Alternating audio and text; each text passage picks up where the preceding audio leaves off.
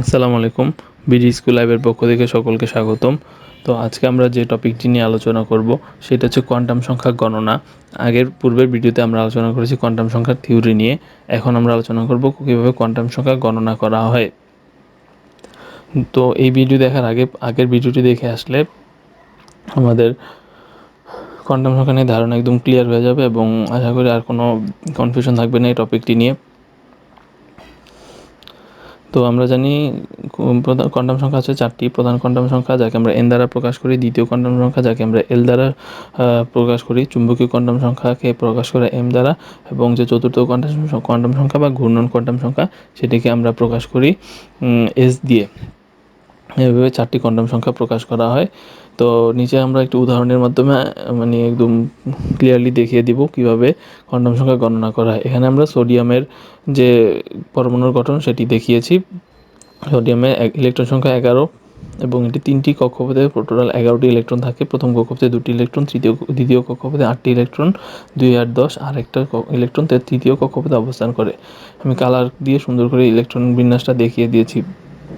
এটা হচ্ছে আমাদের নর্মাল ইলেকট্রন কক্ষপথে কীভাবে ইলেকট্রনগুলো থাকে সেটি একটি ডেমনস্ট্রেশন। এরপরে আমরা ইলেকট্রন বিন্যাস এসপিডিএফে কীভাবে ইলেকট্রন বিন্যাস করে সেটি নিয়ে আলোচনা করব, কারণ আমাদের কোয়ান্টাম সংখ্যা শেখার জন্য এসপিডিএফের ধারণা খুব গুরুত্বপূর্ণ একটি জিনিস। এটি ছাড়া আমাদের কোয়ান্টাম সংখ্যা আলোচনা হবে না। তো এসপিডিএফ দিয়ে আমি সোডিয়ামের কোয়ান্টাম সংখ্যা ইলেকট্রন বিন্যাস কীভাবে করে সেটি দেখিয়ে দিচ্ছি। তো আসলে এসপিডিএফ নিয়ে আমি আরও একটি টিউটোরিয়াল তৈরি করব, যেখানে কি এসপিডিএফের সাহায্যে কত সুন্দর করে আমরা একটি মৌলের ইলেকট্রন বিন্যাস করতে পারি। এটি খুব সহজ এবং খুব সহজ একটি টেকনিক মনে রেখে ইলেকট্রন বিন্যাস করা যায়। এটি নিয়ে পরবর্তীতে বিস্তারিত আলোচনা করা হবে।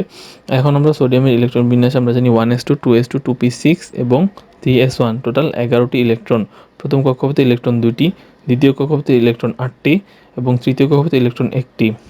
2 8 1 বা এসপিডিএফ আকারে ইলেকট্রন বিন্যাসটি দেখিয়ে দিচ্ছে। এখন আমরা আরও একটি মৌলের ইলেকট্রন বিন্যাস দেখব, জিঙ্ক।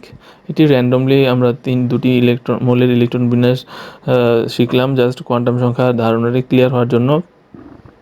এসপিডিএফ দিয়ে কীভাবে ইলেকট্রন সংখ্যা আরও বিস্তারিত আলোচনা করা যায় সেটা আমরা সামনে হয়তো আরেকটি টিউটোরিয়াল প্রয়োজন হবে আমাদের। তো এখন আমরা জিঙ্কের ইলেকট্রন বিন্যাসটি লিখতেছি। এখানে আমি সংক্ষেপেই জাস্ট দেখিয়ে দিচ্ছি, কোনো বৃহত্তর আলোচনায় গেলাম না। 1s2 2s2 2p6 3s2 3p6 4s2 3d10, total 30টি electron. এটা এখন আমরা একটু সাজিয়ে লিখব, যেমন প্রথম কক্ষপথে সবগুলো একসাথে, দ্বিতীয় কক্ষপথে সব একসাথে, তৃতীয় কক্ষপথে সব একসাথে এবং শেষে চতুর্থ কক্ষপথের ইলেকট্রন সবার শেষে লিখব। আমি লেখাটি একটু সাজিয়ে লিখতেছি। জিঙ্কের ইলেকট্রন বিন্যাস 1s2 2s2 2p6 3s2 3p6 এবং 3d10 এবং পরবর্তীতে আমরা লিখব 4s2। আমরা জিঙ্কের ইলেকট্রন বিন্যাস লিখলাম। এখন আমরা কোয়ান্টাম সংখ্যা আলোচনার জন্য যে কোনো একটি অরবিটাল কাউন্ট করব। তো আমরা যে কোনো একটি অরবিটাল নিয়ে কোয়ান্টাম সংখ্যাটা কীভাবে সহজে বোঝা যায় সেটি নিয়ে আলোচনা করব। আগের ভিডিওতে আমরা কোয়ান্টাম সংখ্যার থিওরি নিয়ে আলোচনা করেছি। এখন হচ্ছে আমাদের জাস্ট উদাহরণের সাথে আমরা দেখিয়ে দিচ্ছি কোনটা কোন কোয়ান্টাম সংখ্যা এবং কীভাবে কোনটা কী হয়। তো এখন আমরা যে বিষয় আমাদের জিঙ্কের ইলেকট্রন বিন্যাস আমরা দেখলাম। এখন যে কোনো একটা 3d10টাকে আমি পিক করে নিলাম এর মধ্যে থেকে, উদাহরণ দিয়ে বোঝার সুবিধার্থে 3d10টাকে আমি পিক করে নিলাম। 3d10টাকে নিচে এখন আলাদা করে লিখব। 3d10 দিয়ে কিভাবে চারটা কোয়ান্টাম সংখ্যা বোঝা যায় সেটি নিয়ে আলোচনা করব। তো আমরা জানি যে 3d10 মানে হচ্ছে 3 দিয়ে আমি বুঝবো সেটি তৃতীয় কক্ষপথে অবস্থান করে। 3 দিয়ে আমি বুঝতেছি এই যে এখানে যতগুলো ইলেকট্রন আছে তারা সব তৃতীয় কক্ষপথের ইলেকট্রন, তার মানে 3 নির্দেশ করা হচ্ছে প্রধান কোয়ান্টাম সংখ্যা।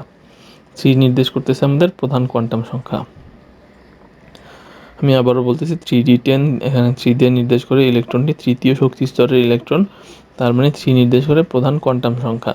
তা আমাদের প্রধান কোয়ান্টাম সংখ্যার পরে এরপরে যে বিষয়টি আলোচনার টপিক সেটি হচ্ছে সহকারী কোয়ান্টাম সংখ্যা। সহকারী কোয়ান্টাম সংখ্যার ক্ষেত্রে এর মান হচ্ছে এল। এর মান আমরা জানি এল থেকে এল এর মান হচ্ছে আমরা জানি 0 থেকে n-1 পর্যন্ত। এল এর মান হচ্ছে 0 থেকে 1 পর্যন্ত, তার মানে হচ্ছে 0 থেকে n-1 পর্যন্ত 0 1 2 0 1 2। আমরা যদি একটু খেয়াল করি, তৃতীয় যে কক্ষপথ সেখানে অবস্থান করে 3s 3p 3d, তিনটা 3s 3p 3d, 0 দিয়ে নির্দেশ করে 3s, এরপরে দিয়ে নির্দেশ করে 3p, এরপরে নির্দেশ করে 3d। আমি একটু মার্ক করে দেখিয়ে দিচ্ছি।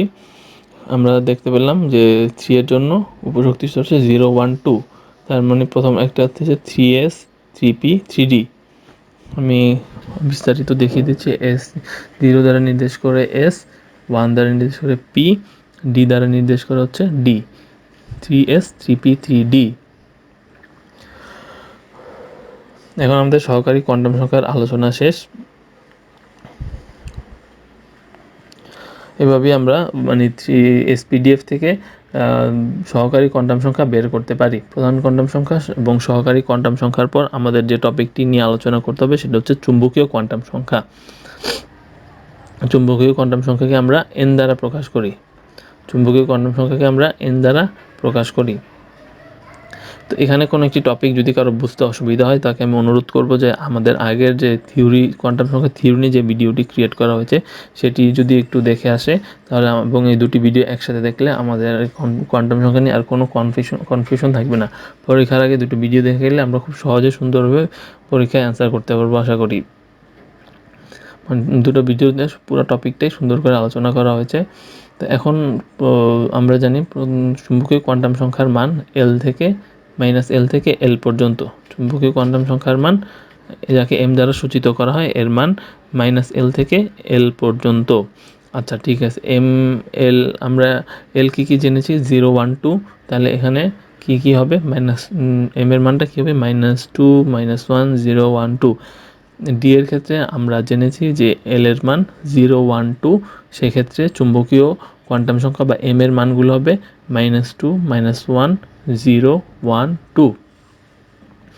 আমরা জানি, আমি আবারও বলতেছি, প্রধান চুম্বকীয় কোয়ান্টাম সংখ্যা যেটা আমরা আলোচনা করতেছি তার মান হয় 0 থেকে ±L পর্যন্ত।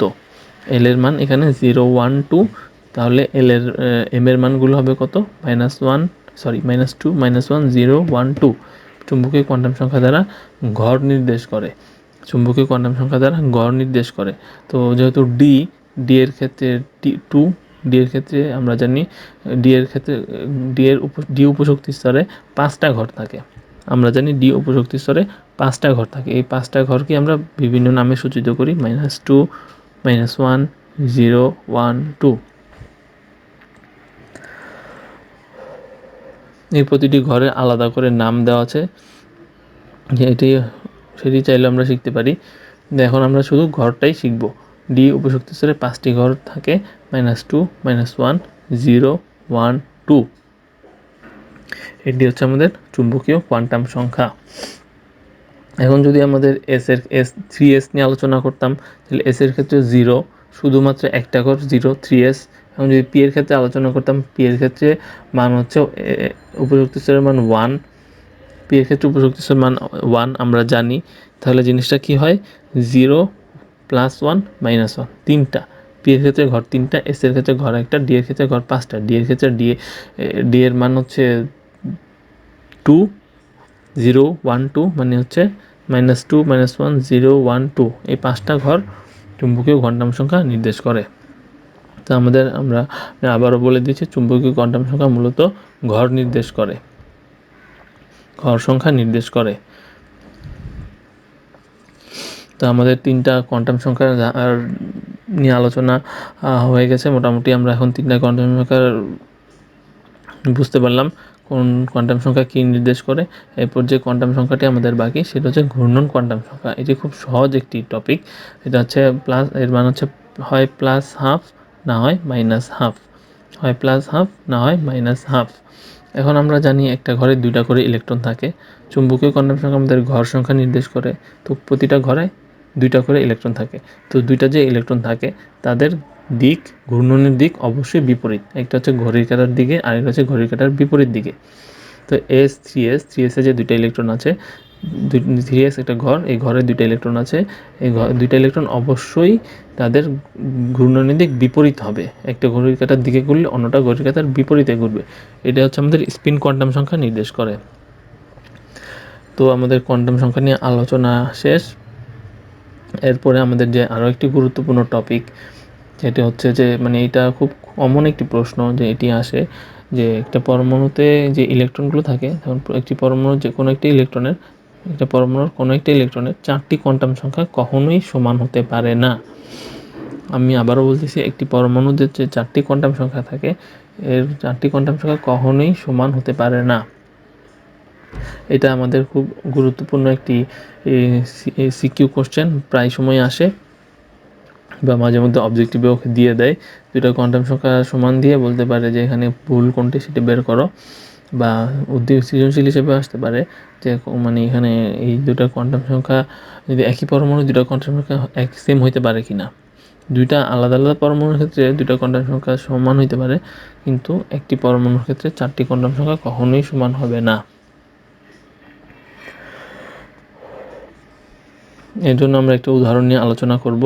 আমরা তখন 3D এর ক্ষেত্রে যে পরমাণুটা 3D অরবিটালের ক্ষেত্রে যে ইলেকট্রনগুলো আছে সেটি নিয়ে আলোচনা করি। যেমন 3 নির্দেশ করে প্রধান কোয়ান্টাম সংখ্যা বা প্রথম কোয়ান্টাম সংখ্যা বা প্রধান কোয়ান্টাম সংখ্যা, মানে এটি কোন কক্ষপথে অবস্থান করে। তো প্রথম যে কোয়ান্টাম 3D নিয়ে আলোচনা করলে আমরা দেখতে পাই এর শক্তিস্তর কত? 3। এখানে একটি গ্রাফের মাধ্যমে আমরা খুব সুন্দর করে মানে 3Dতে কীভাবে ইলেকট্রনগুলো অবস্থান করে সেটি আমি দেখিয়ে দিচ্ছি। আমরা জানি তৃতীয় শক্তি স্তরে ডি এর মধ্যে 5টা ঘর থাকে, 5টা ঘরে 10টা ইলেকট্রন অবস্থান করে।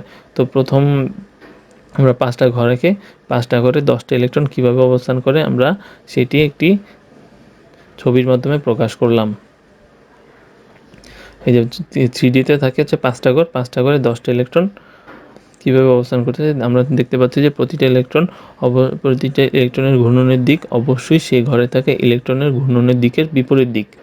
মানে একই ঘরে অবস্থানরত 2টি ইলেকট্রনের ঘূর্ণনের দিক অবশ্যই বিপরীত।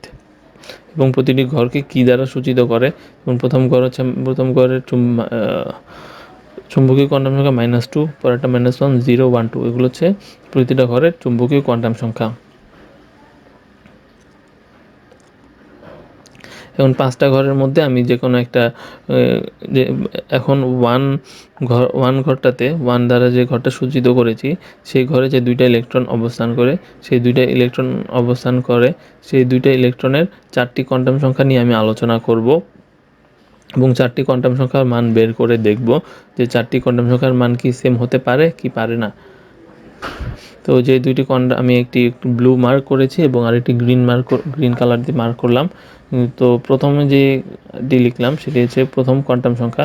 2টা ইলেকট্রনের ক্ষেত্রে প্রধান কোয়ান্টাম সংখ্যা হচ্ছে 3, এক্ষেত্রে 2টা কোয়ান্টাম সংখ্যার মান সেম হয়ে গেল। এরপরে আসবে হচ্ছে সহকারী কোয়ান্টাম সংখ্যা হচ্ছে ডি। আমরা জানি ডি এর মান হচ্ছে 2, তার মানে সহকারী কোয়ান্টাম সংখ্যার মান 2। এখানে আমরা দেখতেছি যে দ্বিতীয় কোয়ান্টাম সংখ্যা বা সহকারী কোয়ান্টাম সংখ্যাটি মিলে গিয়েছে। এরপর হচ্ছে তৃতীয় কোয়ান্টাম সংখ্যার মান 2টা ইলেকট্রনের ক্ষেত্রেই 1, এটাও মিলছে। এরপরে আমরা এদের ঘূর্ণনের দিক আলোচনা করব। তো দেখতে পাচ্ছি যে এদের ঘূর্ণনের দিক বিপরীত, মানে একটা যদি ঘড়ির কাঁটার দিকে সূচিত করে সেটাকে আমরা +12 দিয়ে সূচিত করলাম, এবং অপরটি হচ্ছে ঘড়ির কাঁটার বিপরীত দিক যেটাকে আমরা -12 দিয়ে সূচিত করব। তো এখন আমরা দেখতে পাচ্ছি যে একটা শক্তিস্তরে অবস্থানরত একটা মানে 2টা ইলেকট্রন সেম শক্তিস্তর, সেম উপশক্তিস্তর এবং সেম ঘরে অবস্থান করার পরেও এদের যে চতুর্থ যে কোয়ান্টাম সংখ্যাটা সেটা ভিন্ন হয়ে যায়, কারণ এদের ঘূর্ণনের দিক বিপরীত। তাই বলা যায় একটি কক্ষপথে বা একটি পরমাণুর ক্ষেত্রে কোনো ইলেকট্রনের 4টি কোয়ান্টাম সংখ্যার মানই কখনোই সমান হতে পারে না। খুব সুন্দর একটি উদাহরণের মাধ্যমে আমরা টপিকটি আলোচনা করেছি। আশা করি এখন এই নিয়ে কারো কোনো কনফিউশন থাকার কথা নয়। যদিও কারো কোনো কনফিউশন থাকে অবশ্যই কমেন্ট সেকশনে জানানোর অনুরোধ করা হলো।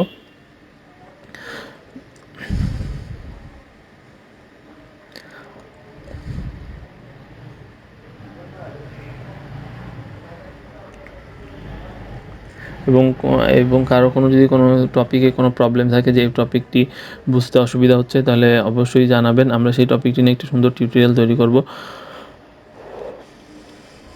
তো আজকে আমাদের এই টপিক কোয়ান্টাম সংখ্যা নিয়ে যে দুটি ভিডিওতে যে আলোচনা করা আছে, আশা করি এই দুটি ভিডিও যদি কেউ দেখে তাহলে আর কোনো প্রবলেম থাকার কথা নয়। তো আজকের মতো আমরা এখানেই শেষ করতেছি। ধন্যবাদ।